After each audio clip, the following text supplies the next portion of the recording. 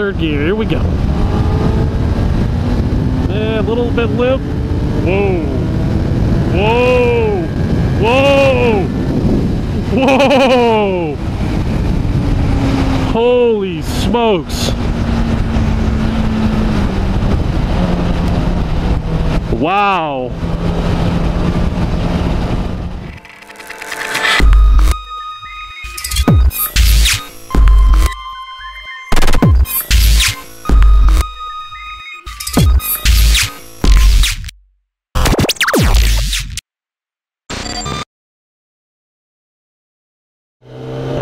What's up, everybody? It's Flashwing.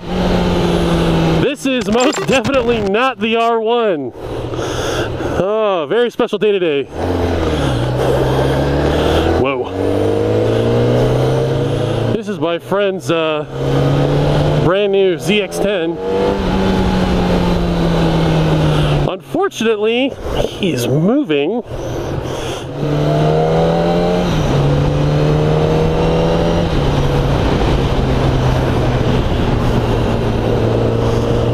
He's getting ready to move soon, and he offered to let me take his bike out.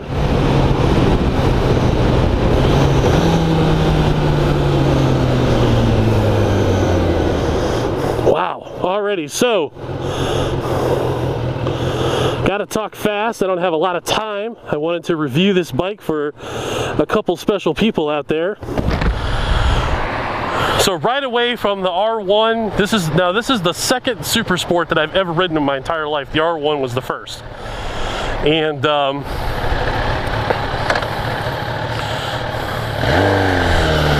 first of all, clutch engagement, very smooth.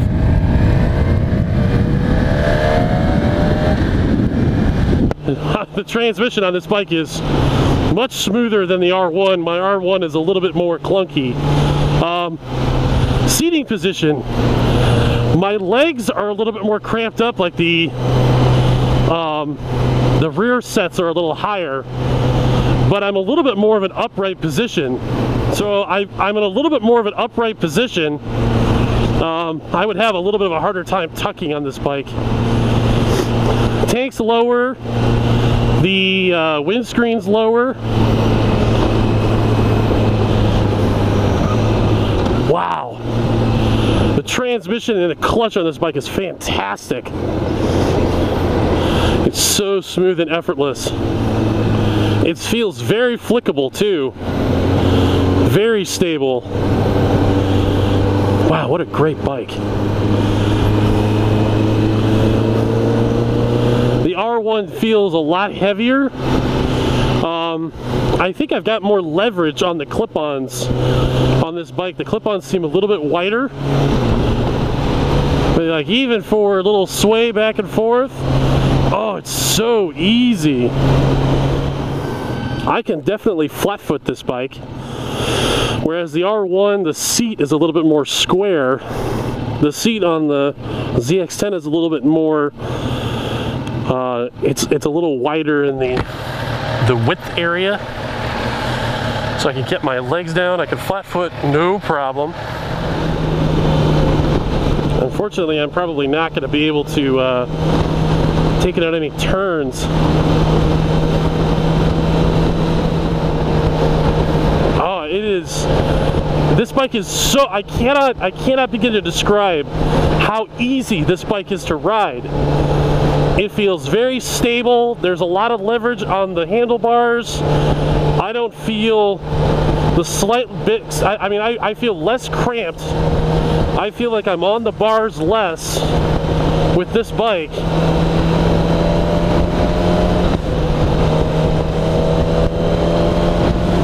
Power delivery seems pretty good. I'm only at $5,000 though.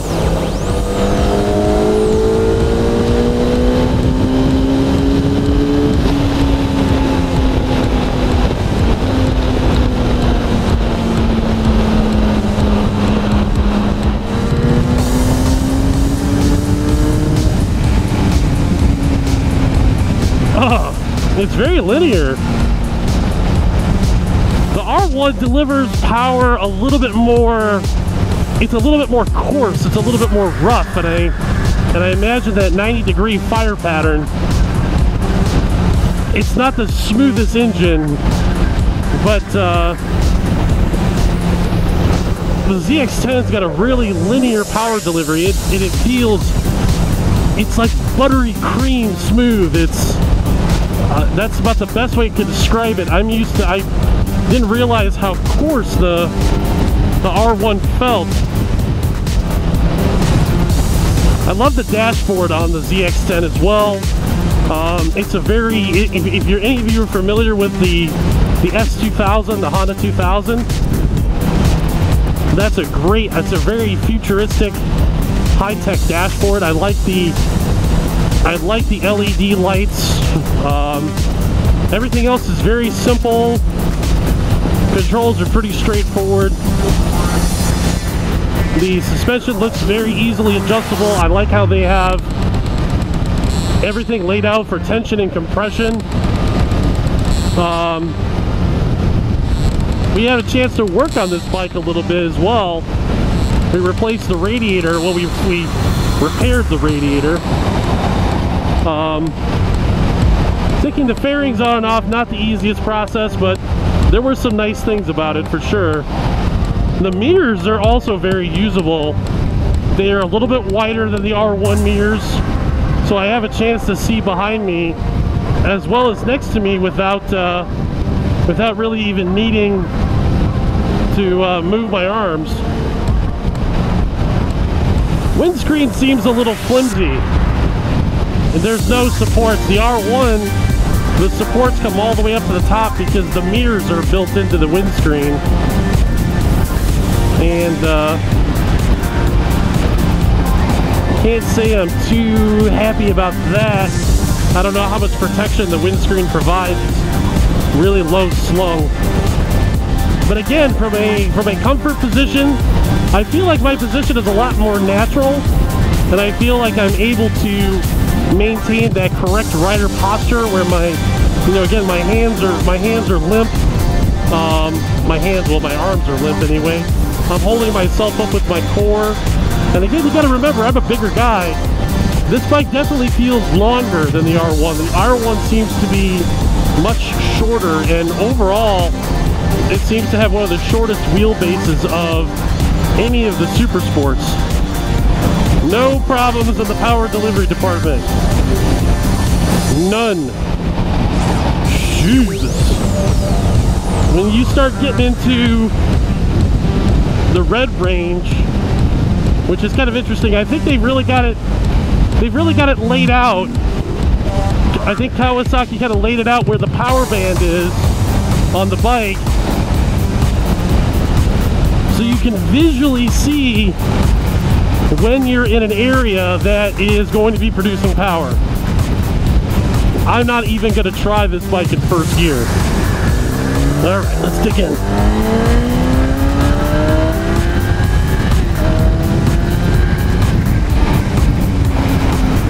Brakes feel pretty good. Let's full throttle, people.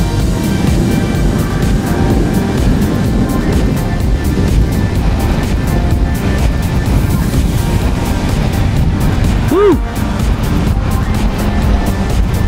I could get used to that. I really feel like this would be such an easy bike to ride. The R1 is heavier. It is more difficult to turn. I do think it's got better low down power delivery, but the delivery is, like I said, it's more rough. It's more savage. This bike is smooth. It feels predictable.